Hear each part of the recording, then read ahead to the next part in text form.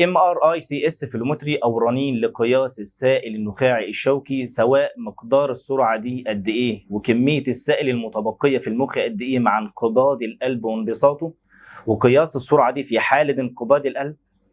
انقباض القلب وانبساط القلب سيستول وديستول، وده أصلا رنين على المخ. تحس إن الموضوع ملعبك.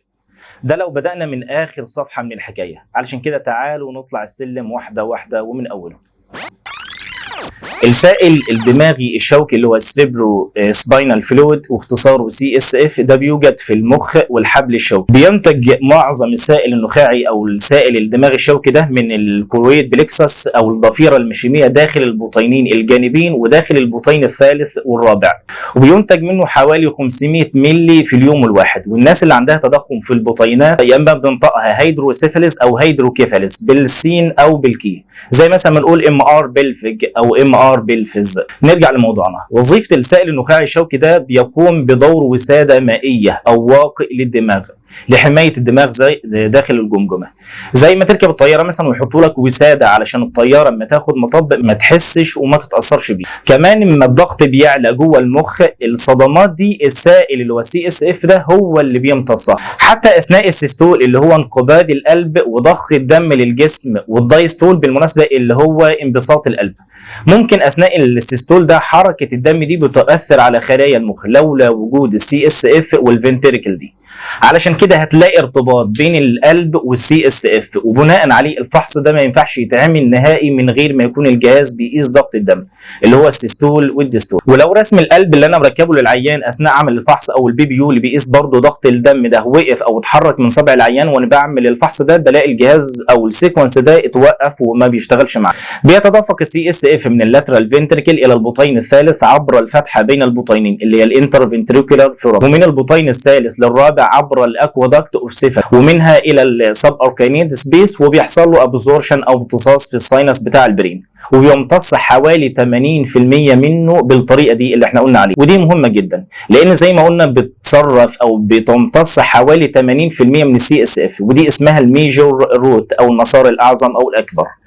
لكن في حاجه مهمه جدا اسمها المينور روت او المسار الاصغر، ودي عباره عن بارا فاسكولار سبيس حوالين بطينات المخ بالشكل. وفي حاجه اسمها الليمفاتيك سيستم، ودي بيعدي منها من 15 ل 20% من CSF، وبيعدي وبعد كده بيحصل له ابزورشن او امتصاص بنفس الطريقه اللي قلنا عليها من شويه في الميجر روت. السبيسز دي مهمه جدا لانها لو اتسدت في الاولد ايج مع الاسكيميك بتاع العيان ممكن المريض يحصل له هيدروسيفاليس او هيدروكيفاليس زي ما قلنا، حتى لو الميجر روت شغاله. كمان ممكن طفل يتولد عنده الميجر روت دي مقفوله، لكن المينور روت دي ممكن تشغله لحد ما يكبر. طيب نرجع تاني لارتباط الدم بالكاردياك سايكل او بالدوره الدمويه. اثناء السيستول بينزل الCSF من اللاترال فنتريكل الى الثيرد الى الفور، فالسيستول بيعصر الCSF وبينزل منه كميه كبيره. طيب واثناء الديستول اللي هو انبساط عضله القلب، لقوا انه في شويه صغيرين من الCSF بيرجع الCSF من الفورث للثيرد عن طريق الاكوادكت اوف سيفل، يعني السهم الاحمر ده اللي نازل للسهم الصغير الازرق ده اللي طالع. طيب والباقي من الكميه الكليه دي بيسموها الستروك فوليوم، ودي اللي بنقيسها. يعني لو بيعدي 10 مايكرو لتر وطالع 1 مايكرو لتر يبقى الستروك فوليوم 9 مايكرو لتر. وزي ما اكدنا ان نسبه اللي معدي ونسبه اللي راجع من الCSF مرتبط بالكاردياك سايكل. علشان كده انا بعمل الفحص ده يا اما بستخدم الECG او بستخدم الBPU، ويفضل الECG. ولو الBPU زي ما قلنا اتحرك من ضفر العيان يعتبر السيكونس ده مش هيشتغل معايا ومش هيبدا معايا. واخيرا قبل ما ابدا الفحص، ليه بعمل الفحص ده وانهي مريض هيجيني؟ الناس اللي عندهم اكوادكت ستينوزس بالقناه اللي هي بين البطين الثالث والرابع، وده بيجي لك الطفل بالم شديد في راسه او صداع، وبتلاقي عنده ميدروت هيدروكيفاليس. علشان نقيم الشنط ده مسدود ولا شغال ولا لا. علشان نقيم الاراكنويد تعمل لها CS فلومتري علشان نعرف اللي هي كونكتد بالفنتريكل اللي جنبها ولا لا، علشان يشوف الجراح هيسيبها ولا هيستأصلها. طريقه عمل الفحص بنحط العيان على الجهاز وبنستخدم الهيد كويل وبنثبت العيان كويس جدا جدا، علشان اي حركه ولو بسيطه ممكن الكيرف بتاع CSF يقرا معايا غلط. بنركب الBPU في ضفر العيان او رسم القلب اللي موجود في الجهاز، وتاكد ان جهاز الرنين قاريه كويس. ادخل معايا غرفه الكنترول، سجل بيانات الحاله، اختار بروتوكول الروتين برين والCSF فلومتري. ايوه لازم اخد برين عادي خالص على المخ اللي هي السيكونسات العاديه بتاعتنا، T1 والT2 والفلير والكورونال 1 والساجيتال T2. ممكن تلاقي ناس بتاخد سيكونس واحد للبرين، بس احنا هنا بنتكلم على الافضل. الاول باخد اكزيال وساجيتال وكرونال درايف بسلايس سيكنس قليل جدا بالشكل ده. ممكن تلاقي ناس او السيكونس ده بيختلف اسمه من جهاز لجهاز، لكن في اغلب الاجهزه اسمه درايف. بعض الناس بتلاقيها بتاخد سيكونس واحد بس اللي هو الساجيتال بس، لكن احنا بنتكلم برضو عن الافضل ان احنا بناخد الاكزيال والساجيتال والكرونال ويكون بسلايس سيكنس قليل جدا. ده بيدينا فكره مبدئيه عن كذا حاجه. لو في اكوادكت ستينوزس او في اكوادكت ويب بيظهر معاه وبنشوف الفلو خلال الاكوادكت. السيكونس الثاني واسمه فيس كونتراست سي اس فلومتري او الكي فلو. السيكونس ده بقى يعتبر الجوكر او الاساس في الفحص كله. اولا تخطيطه بيبقى بالشكل ده، الخط بيكون عمودي على منتصف الاكوادكت اللي هي بين الثيرد فينتركل والفورث فينتركل. بس في نقطه مهمه جدا جدا جدا، وهي ان انا بعيد او بكرر السيكونس ده 3 مرات.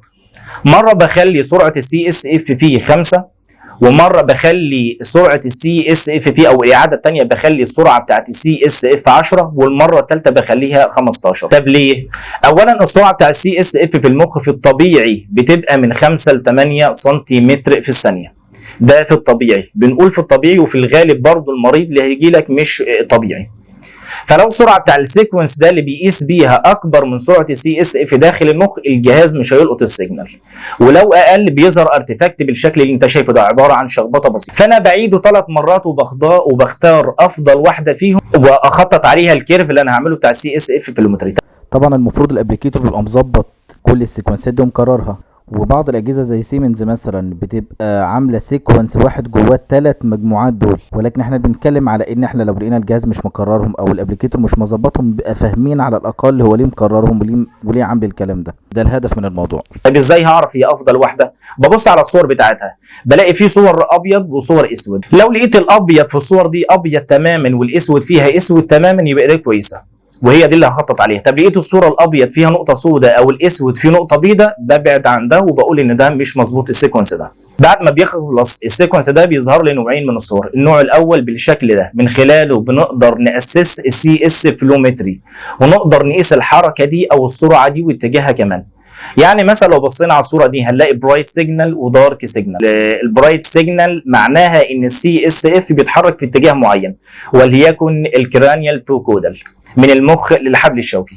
طب الدارك سيجنال معناه ان السي اس اف بيتحرك في اتجاه عكسي اللي هو الكودال تو كرانيال، يعني شويه سي اس اف راجعين للبطينات تاني. طب ليه قلنا وليكن؟ يعني مثلا مش قلنا اكيد، لان اختلاف الاجهزه برضه. في اجهزه بتلون اللي في اتجاه المخ باللون البرايت، واللي نازل من المخ بالاتجاه الدارك، وده الغالب، وفيه العكس. طيب وليه السي اس اف بيظهر بالشكل ده طالع ونازل؟ لانه زي ما قلنا ماتشنج او مرتبط بالكاردياك بالسيشن زي ما قلنا قبل كده. النوع الثاني من الصور بالشكل ده صور اكزيال بالشكل ده، صور ابيض واسود. بحدد من سوفت وير الجهاز كل الصور بالشكل ده وارسم دايره حواليها بالظبط حوالين القناه بالشكل ده، واقول للجهاز ابلاي تو اول، يعني حدد لي كل الصور بالشكل ده، وقيس لي في كل الصور دي السرعه هنا وطلع لي منحنى بالتفاصيل. اهم تفصيله فيها في المنحنى او الجدول اللي طالع ده اللي هي الستروك فوليوم زي ما احنا قلنا عليها. وركز في اللي جاي ده، اوعى ما تحط الدايره على حته فيها برين تيشو علشان يقرا صح، لكن لو كبرت وحطيت الدايره دي وخليته جاب حته من البرين تيشو هيدي لك قرايه غلط. منحنى السرعه بيظهر بالشكل ده طالع ونازل اللي هو السيستول والديستول. الجهاز بيطلع الكيرف وبيحسب القيم اوتوماتيك. منحنى فيه ديفرنت برامترز بيقدروا يعرفوا منها السرعه، واهم برامترز زي ما قلنا فيهم هي المين فيلوسيتي والستروك فوليوم. المفروض الفحص انتهى، دمتم بخير.